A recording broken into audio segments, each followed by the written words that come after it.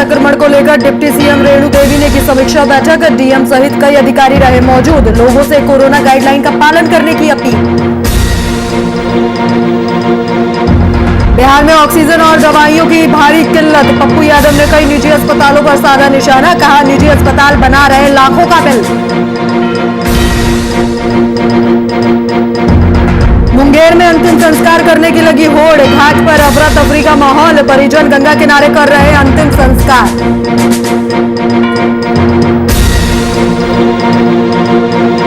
और मोतिहारी में सड़क का शिलान्यास होने के बाद भी नहीं शुरू हुआ निर्माण कार्य। नाराज ग्रामीणों ने शिलान्यास बोर्ड को पहनाया चप्पल। पूर्व विधायक के खिलाफ की नारेबाजी। नमस्कार, आप देख रहे हैं वीआईपी न्यूज और मैं हूं आपके साथ राखी लांबा। बिहार की डिप्टी सीएम रेणु देवी ने एक समीक्षा बैठक की। बता दें कि ये समीक्षा बैठक बेतिया के जिला अधिकारी और स्वास्थ्य विभाग से जुड़े अधिकारियों के साथ एक महत्वपूर्ण समीक्षा बैठक थी। इस दौरान चंपारण जिले और बेतिया की कोविड-19 की स्थिति का जायजा लिया गया। इसके साथ ही डिप्टी सीएम ने लोगों से मास्क पहनने और सोशल डिस्टेंसिंग का पालन करने की अपील की।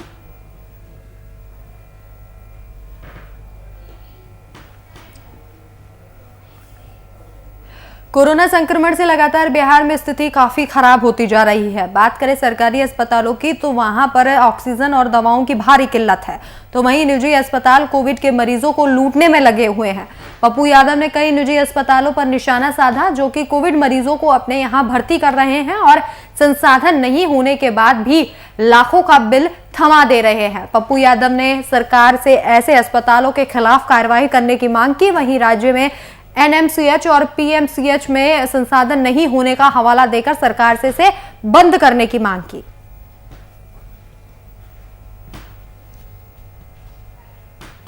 हॉस्पिटल है, ये प्रयास हॉस्पिटल है, प्रयास है, रॉयल है, सबसे इंपॉर्टेंट। और उसके बाद अब डॉक्टर क्या लिख रहे हैं वो देखिए। डॉक्टर लिख रहे हैं जान बचाने के लिए एक जापान की कंपनी, आश्चर्य होगा उसका नहीं, और इसका दाम है 50,000 टोक्यूलिजन। यदि जान बचाना हो तो एक डोज ये नहीं लीजिएगा तो जान नहीं बचेगा। इसीलिए मेरा सीधा आरोप है, कंप्लीट गवर्नमेंट ने नरसंहार किया। प्राइवेट हॉस्पिटल है।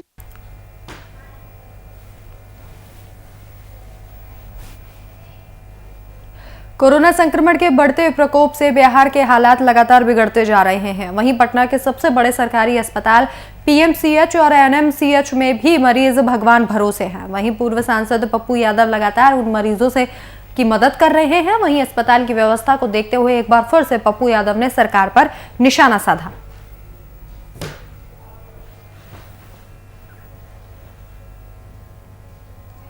यहाँ पर सभी लोग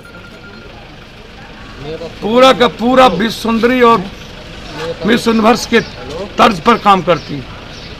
सर हालात अच्छे नहीं है सर। तो कल तो यहाँ डीएमएसपी आके लोग सर 7 दिनों से 10 दिनों से कह रहे हैं डॉक्टर नहीं आते हैं। सर मेरा बात 12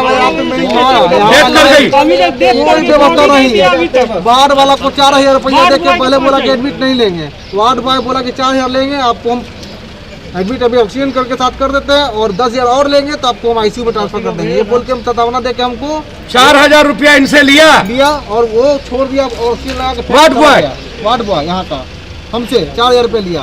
उसके बाद मम्मी तो मेरी थोड़ी ऑक्सीजन मिला नहीं, कोई ट्रीटमेंट हुआ नहीं, कोई ट्रीटमेंट नहीं। डॉक्टर छुआ तो कहिए नहीं।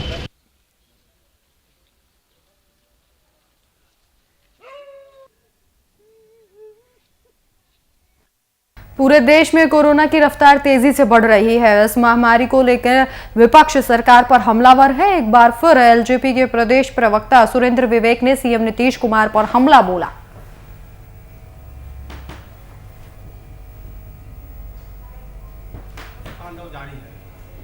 लाशों का ढेर लगा हुआ है और आदरणीय रितेश जी, आप कहते हैं प्राकृतिक आपदा है। आपने तो कहा था जो बिहार में सभी तैयारियां पूरी कर ली गई है। बिहार के अस्पतालों में बेड की कमी नहीं है, ऑक्सीजन पर्याप्त है, दवा की उपलब्धता है। आज क्या हो गया माननीय नीतीश जी? आज बिहार की जनता तड़प रही है, बिहार की जनता असमय निधन हो रहा है। आज बिहार की जनता दवा के लिए, ऑक्सीजन के लिए, अस्पताल में भर्ती होने के लिए बिहार की जनता तड़प रही है। जिस बिहार की जनता मालिक ने आपको मुख्यमंत्री की कुर्सी पर बैठाई है, यह जनता आपसे पूछे। कोरोना की रफ्तार तेजी से बढ़ रही है, जिससे आम जनता को सरकार प्रशासन कोविड संक्रमण से बचाने की कोशिश कर रहा है। वहीं मधुबनी जिले के झंझारपुर अनुमंडल अस्पताल में कोरोना जांच घर में बिना पीपीई किट पहने टेक्नीशियन कोरोना की जांच कर रहे हैं। वहीं अस्पताल के अंदर कहीं भी सोशल डिस्टेंसिंग का पालन नहीं किया जा रहा है। ऐसे में लोगों की सुरक्षा को लेकर एक बड़ा सवाल अस्पताल प्रशासन पर खड़ा हो गया है।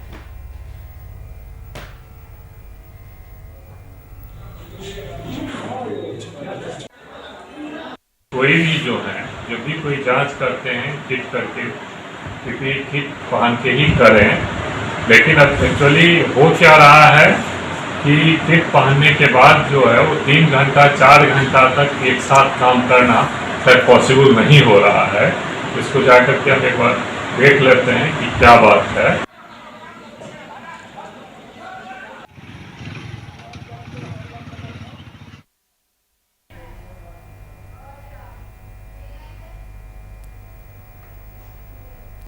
कोरोना की दूसरी फेज को देखते हुए कई राज्यों में लॉकडाउन लगाया जा रहा है। ऐसे में फिर से कई प्रवासी मजदूर अपने राज्य और शहर का रुख कर रहे हैं। आपको बता दें कि हैदराबाद में काम कर रहे दर्जनों से अधिक प्रवासी मजदूर अपने घर लौटे। प्रवासियों से खास बातचीत की हमारे संवाददाता केसर खान ने। बिहार के अंदर जो प्रवासी मजदूर जो है लौटना स्टार्ट कर दिए हैं। लगातार जो है कि ये लोग हैदराबाद में काम किया करते थे, मगर कहीं ना कहीं इनका जो है जो रेस्टोरेंट था, होटल था, जो प्रतिष्ठान थे, वो अब बंद हो चुके हैं। बंद होने के कारण जो प्रवासी मजदूर जो है लौटने पे मजबूर हो गए। हालात ये है कि कई ऐसे मजदूर जो है इस वक्त जो है कि समस्तीपुर के का नजारा है। ये मजदूर जो है हैदराबाद के अंदर काम किया करते थे और काम करने के बाद इनका जो रेस्टोरेंट में थे, रेस्टोरेंट बंद हो गया। इनके मालिक द्वारा जो है इन्हें कह दिया गया है कि आप अपने घर को लौट जाइए। मगर आखिर बिहार में लौटे तो जरूर है, अपने घर को लौट गए, मगर फिर इनका होगा क्या?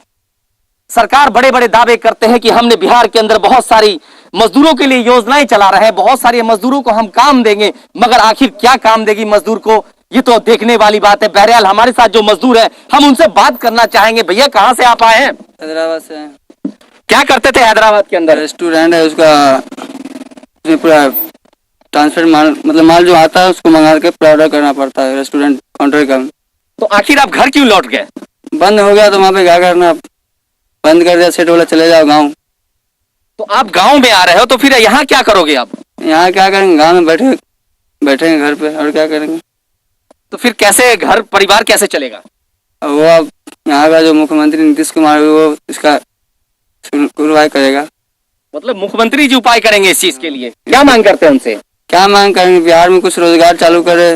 बिहार का बंद आने जाता है दूसरे देश में, यहीं रोजगार होगा, यहीं काम करेंगे। तो आप भी इनके साथ आए हुए हैं। कुछ और युवक जो है जो प्रवासी मजदूर है वो हमारे साथ हैं। बताएंगे कहाँ से आप आए हैं? हैदराबाद से। क्या करते हैं हैदराबाद में? रेस्टोरेंट माल सप्लाई करते। तो क्यों लौट गए, घर वापस क्यों लौटे हैं? वहाँ से बोल दिया जाने के लिए, घर चले जाओ। क्या वहाँ कोरोना ज्यादा बढ़ गया है? बढ़ गया है, ज्यादा बढ़ गया है। तो कौन सी गाड़ी से आप लोग अभी आए हो? रक्सौल से। दरभंगा रक्सौल जो ट्रेन उससे? हाँ।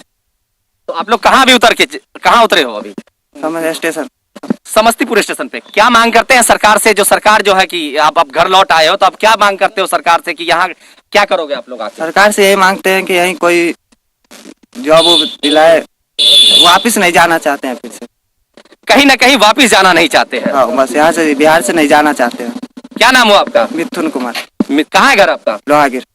जी, कुछ प्रवासी मजदूर इनका साफ तौर पर कहना है कि ये घर जाना नहीं चाहते हैं, मगर मजबूरी हालात है कि ये प्रवासी मजदूर है अपने घरों को लौट आए हैं क्योंकि काम बंद हो चुका। कहाँ से आए हैं दोस्त?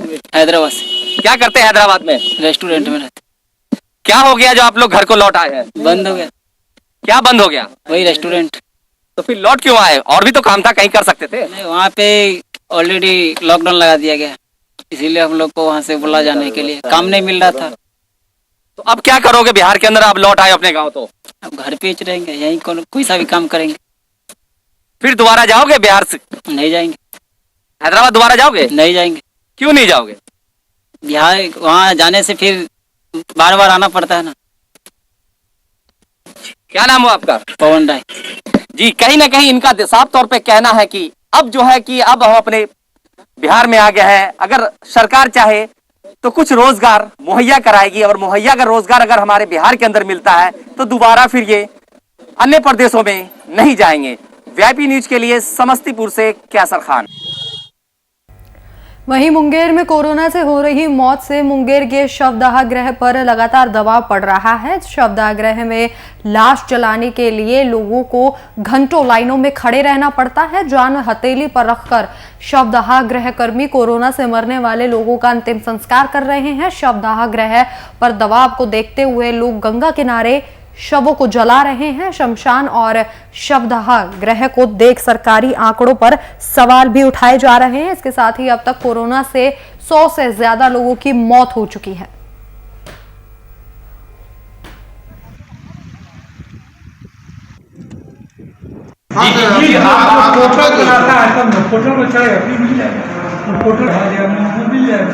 अभी पोर्टल पर नहीं चढ़ा, इसीलिए सर पैटर्न बता दिए। कब तक पोर्टल पर जो चढ़ाता डाटा एंट्री ऑपरेटर चढ़ा कर देगा हमको। अब बोलिए क्या करना चाहते हैं? कोविड की जो स्थिति मुंगेर जिला में अच्छी नहीं है। आज हम लोग का जो एक्टिव केस 416 आया है, जिसमें मेल 265 और फीमेल 151 है। सब अभी लोग अधिकतर इसमें होम आइसोलेशन में हैं। हम लोग सब लोग से अपनी बार कर रहे हैं, बिना मास्क का लोग घर से बाहर नहीं निकले। कितना दिन पहले हुआ था? कुछ दिन पहले 19 तारीख को रिपोर्ट आया, 19 तारीख को चेकअप हुआ। तो कोरोना 19 तारीख को रिपोर्ट आया, उससे पहले मार्च अप्रैल 19 अप्रैल जी पॉजिटिव रिपोर्ट आया था। साफ साफ बोलो। हाँ, खुल के 19 तारीख को रिपोर्ट आया था। सब जी। सारा कुछ 19 को ही हुआ। जी। फिर हॉस्पिटल में भी गए तो वहाँ पे ना डॉक्टर सही से इलाज कर रहा था, ना चेकअप उकअप कुछ नहीं हुआ। वहाँ पे सिर्फ दवाई लिखवा दिया गया बस। और बोला कि घर क्या कहा? 4 घंटा उसमें लगेगा, 2 और है, 6 घंटा लगेगा। एक डेड बॉडी चल रही है। कितनी देर से आप यहाँ पे इंतजार कर रहे हैं? अभी तो लमसम 45 मिनट हुआ। ठीक, तो क्या स्थिति लाशों के अंतिम संस्कार के लिए क्या यहाँ पर नंबर लगाना पड़ रहा है? क्या नंबर लगाना पड़ा। केवी पारी में आपका नंबर है? मेरा तो 5वां नंबर है। ठीक। कहाँ से आए? बाबा धाम देवघर निकेत वर्मा। कोई तरह का आम जनों को कोई तरह का दिक्कत नहीं है जी। हाँ, इसके लिए हम जान से खेल रहे हैं जी। अगर कोरोना संक्रमित लाशों के अंतिम संस्कार की बात करा जाए, लाश आप जला रहे हैं प्रत्येक दिन 8 गो 7 गो ऐसे करके जला रहे हैं। 3 दिन से 4 दिन से 2 दिन तो प्रत्येक दिन सर 5 गो 6 गो 7 गो लाश जला रहे हैं। कौन सा कोरोना संक्रमित? कोरोना, सिर्फ कोरोना ले रहे हैं अभी। अब प्लेन जो आ रहा है इसको हम घाट पर भेज रहे हैं, इसलिए कि यहाँ का तबीयत खराब हो गया कर्मी का जी। तो आदमी नहाता 20 बार। वहीं मुजफ्फरपुर में गैंग रेप कर छात्रा का वीडियो सोशल मीडिया पर वायरल कर दिया गया। पूरा मामला मुशहरी थाना क्षेत्र के गांव का है। वहीं ग्रामीणों ने एक आरोपी को पकड़कर पुलिस के हवाले कर दिया, लेकिन पुलिस ने उसे छोड़ दिया। जिसके बाद पीड़ित परिवार और महिला ने थाने का दरवाजा खटखटाया, जिसके बाद एक आरोपी की गिरफ्तारी कर ली गई। वहीं दूसरा आरोपी अभी भी फरार बताया जा रहा है। फिलहाल इस पूरे मामले में मुशहरी थाने पुलिस की कार्यशैली पर भी सवाल खड़े हो गए हैं।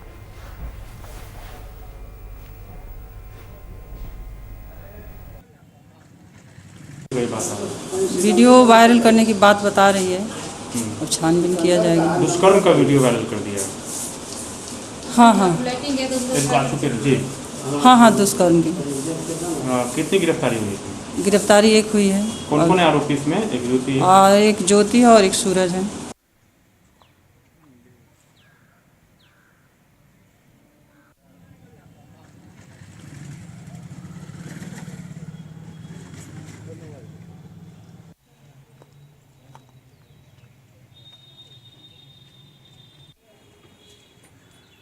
इधर आइए बोल। हेलो। तो छात्रा के साथ सामूहिक दुष्कर्म का ये मामला सामने आया है। पुलिस पर आरोप लगाया जा रहा है कि ग्रामीणों ने एक आरोपी को पकड़कर पुलिस के हवाले कर दिया, लेकिन कुछ देर बाद ही पुलिस ने उसे छोड़ दिया, जिसके बाद ग्रामीणों का आक्रोश फूटा और फिलहाल परिजन लगातार मदद की गुहार लगा रहे हैं। वहीं जिला प्रशासन की लापरवाही साफ तौर पर देखने को मिल रही है। मामला मुजफ्फरपुर का है, जहां लोगों को अस्पताल से लेकर शमशान तक लाइनें लगानी पड़ रही हैं। वहीं मुक्तिधाम के रमेश केजरीवाल ने बताया कि पहले 5 से 7 शव आते थे और अब 10 दिनों में 30 से 35 शव आ रहे हैं, जिनमें से 10 से 12 शव कोविड वाले लोगों के होते हैं। इसके लिए अलग से व्यवस्था की गई है। वहीं लोगों को इंतजार भी करना पड़ता है, क्योंकि यहाँ पर जलाने का स्टॉल भी कम पड़ रहा है और वहीं जिला प्रशासन की ओर से भी कोई सहयोग नहीं मिल रहा।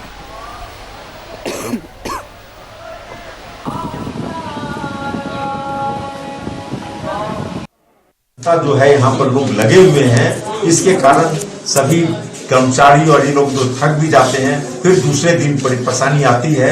ये परेशानियां हैं, लेकिन उसके बावजूद भी हमारे सफाई कर्मी, हमारे जो इसमें कार्य में लगे हुए व्यक्ति जो कि सरकारी हैं न भी नहीं सरकारी हैं, वो सभी लोग लगे हुए हैं और अच्छी तरह से कार्य कर रहे हैं। क्षमता कितनी है और अभी क्या स्थिति है? अभी यहाँ की क्षमता 10-12 से ज्यादा की नहीं है, लेकिन वो 10-12 को हम लोग बढ़ा करके 34-35 अभी हमारा चल रहा है। कैसे मैनेज कर रहे हैं ये सब मैनेजमेंट मैनेज कर रहे हैं। सभी लोगों को यहाँ लकड़ी खत्म हो गई और लकड़ी भी नहीं आ रही है, लेकिन उसकी भी व्यवस्था हम लोग कर रहे हैं। हमारे संजू जी हमारे पार्षद हैं वो, और उसके बाद फिर हमारी और भी सहयोगी संस्थाएं हैं, वो सभी लोग अभी लगे हैं लकड़ी लाने में। और यहाँ पर जो बैठे हुए जो लोग हैं हमारे अशोक जी, कितना लगभग आ जाता है प्रतिदिन 100?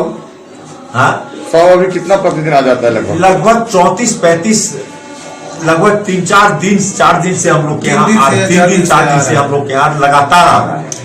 3 दिनों से जो स्थिति है एवरेज 3400 कोविड और जनरल जो भी कारण से मौतें हो रही हैं वो लगातार बढ़ रही थी।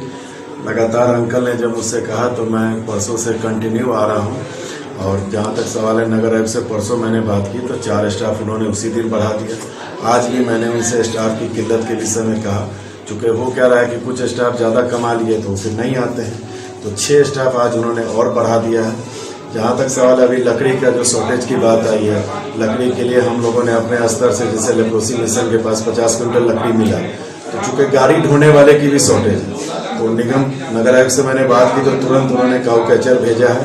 आज मैंने सुबह डीएम से भी बात किया कि सर 100 जलाने के लिए लकड़ी की ये हालात है, तो उन्होंने कहा कि संजय जी मैं देखता हूँ कि मैं तुरंत व्यवस्था लगाता हूँ। वहीं सहरसा से मारपीट का एक वीडियो तेजी से वायरल हो रहा है। इस वीडियो में आप साफ तौर पर देख सकते हैं कि पुलिस के सामने कई लोग एक साथ मिलकर 2 लोगों की पिटाई कर रहे हैं। दरअसल ये पूरा मामला जमीनी विवाद का बताया जा रहा है, जहां पर 2 पक्षों में गोलीबारी हुई और एक पक्ष के 2 लोग गंभीर रूप से घायल हो गए, जिससे गुस्साए ग्रामीणों ने दूसरे पक्ष के 2 लोगों पर हमला बोल दिया। मौके पर पहुंचे पुलिस ने दोनों को हिरासत में ले लिया है। फिलहाल आगे की कार्रवाई लगातार जारी है।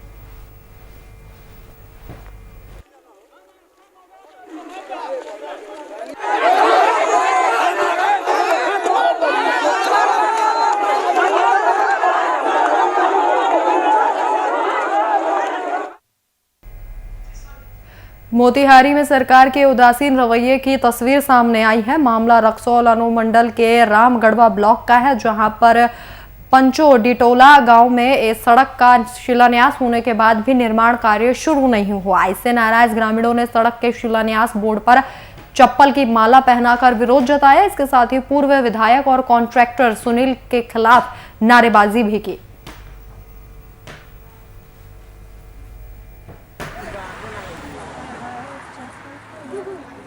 हम लोग का गांव एकदम मेन रोड से सटा हुआ है, अभी तक रोड नहीं बना है। ये जो हम बोर्ड देख रहे हैं ये दिसंबर 2019 से शुरू होने का बोर्ड है।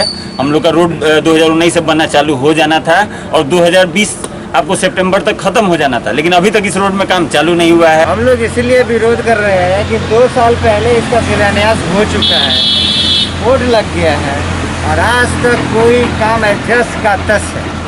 गांव का स्थिति देखिए, गाड़ी आ रहा है, देखिए कि क्या स्थिति है। रोड लोगों का चलना मुश्किल हो गया है, परेशान हो गया है लोग। कितना लोग बरसात में गिर गया है।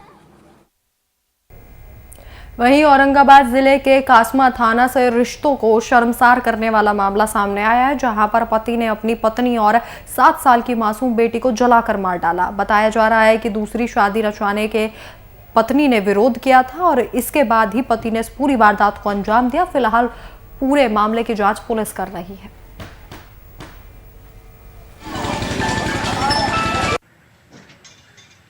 अब परिवार में अपने भाषा में चलता था कि दूसरी शादी करेंगे। बच्ची ने कहा कि हम दूसरी कैसे शादी कीजिएगा, शादी हमसे हुआ है, बाल बच्चे हमसे है। उसके बाद भी विरोध चल रहा था। उसके बाद माँ या बेटी के केरोसिन तेल छीट के जला दिया गया।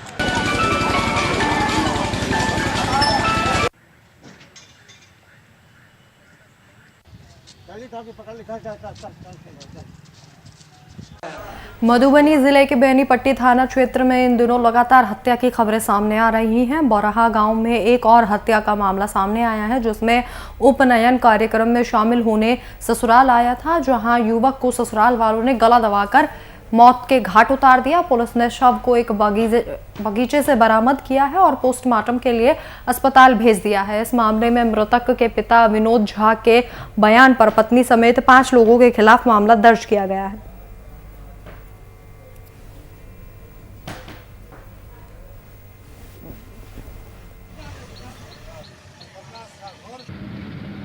कारण से पत्नी में नहीं पटी चले, पति पत्नी में अहाँ के समझी के की नाम है? भोला झा। कत्ता के? बरहा के। अहाँ के घर कत्ता है? परसौनी। कखन अहाँ के जानकारी भेटल? ये जानकारी हमरा भोर में गल था 7 बजे सुबह। अहाँ के बेटा कहिया अला है कत्ता से? ये कानपुर से अला भगलन 1 हफ्ता लगभग भगलन। अहाँ के नाम की? विनोद झा। कैला आयल छला है? उपनयन में आयल छला है सासुर। अच्छा, सासुर में उपनयन छला? हाँ, सार के उपनयन छला। का बेटा प्रकाश झा, जो पतौना परसौनी उत्तरी का रहने वाला है, उपनयन संस्कार में बरहा गांव में आया था। परसों पहुंचा था और कल उपनयन संस्कार था और आज उसकी लाश उसके गले में पट्टा बांध करके हत्या कर दी गई है और उसकी लाश बगीचा में मिली है, शोभा झा के बगीचा में। उस बगीचा से हम लोग लाश को रिकवर किए हैं और ठीक है, उसके पिता विनोद झा के बयान पर प्रज्ञान लिया गया और 5 आदमी का नाम उन्होंने दिया है, जिसमें अपने समधी तिरपित झा,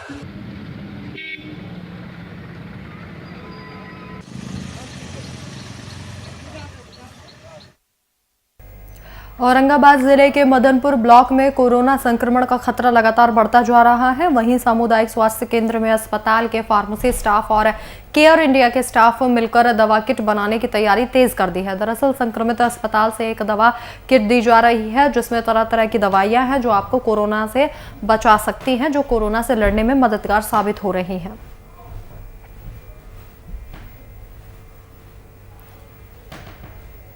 देखिए, हम लोग ये देख रहे हैं कि पिछले 4-5 दिनों से मदनपुर प्रखंड में जो जांच का स्तर है वो लगातार बढ़ाया जा रहा है, क्योंकि आप जानते हैं कि जितनी ज़्यादा हम जांच कर पाएंगे हम उतना ज़्यादा ये समझ पाएंगे कि हमारे यहाँ जो संक्रमण का स्तर है वो कितना बढ़ रहा है। तो उसको देखते हुए हमारे अस्पताल के कर्मचारी हैं, खासकर जो फार्मेसी के लोग हैं, उन लोगों ने ये डिसाइड किया कि हम क्यों ना ऐसा करें कि जब जाँच हो रही है जिस दिन, उस दिन जो पॉजिटिव लोग आएँ हम उनको उसी दिन वो किट उपलब्ध करा पाएँ।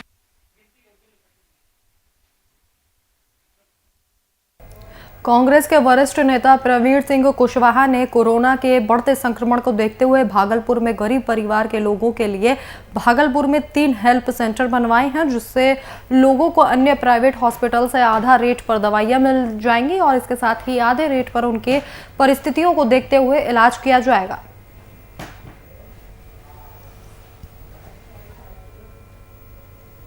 तीन दवाइयां जो कोरोना में लगातार लिखी जा रही हैं, वो दवाइयाँ भी महंगे दर पे बाज़ार में उपलब्ध हैं। तो उन दवाइयों को हम इनके कंपनी से चाहते हैं कि आधे कीमत पे लोगों तक पहुंचाया जाए।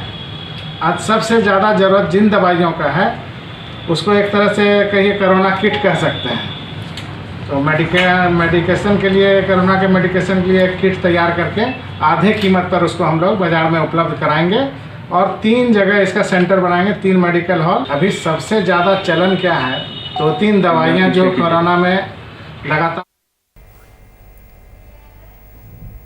वहीं अररिया के फारबिसगंज में बढ़ते कोविड संक्रमण को लेकर सरकार ने कई गाइडलाइंस जारी की हैं। इन गाइडलाइंस का पालन कराने के लिए डीएम प्रशांत कुमार, एसपी हृदयकांत ने खुद बाजार में निकलकर दुकानदारों को सख्त हिदायत दी और भीड़ लगाने वाले जगहों से फुटकर दुकानदारों को भी हटाने का काम किया।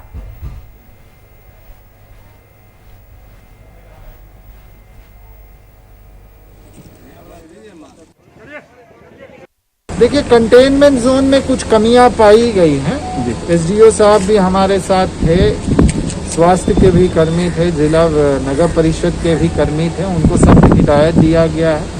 1-2 दिन में जो भी कमियां हैं उसका अनुपालन कर लिया जाएगा।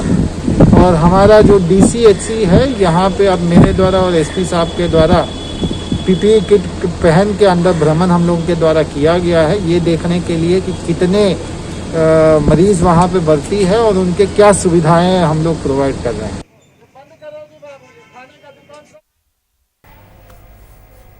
फिलहाल इस वक्त के बुलेटिन में मेरे साथ इतना ही। देश और दुनिया की तमाम बड़ी खबरों के लिए देखते रहिए वीआईपी न्यूज़। नमस्कार।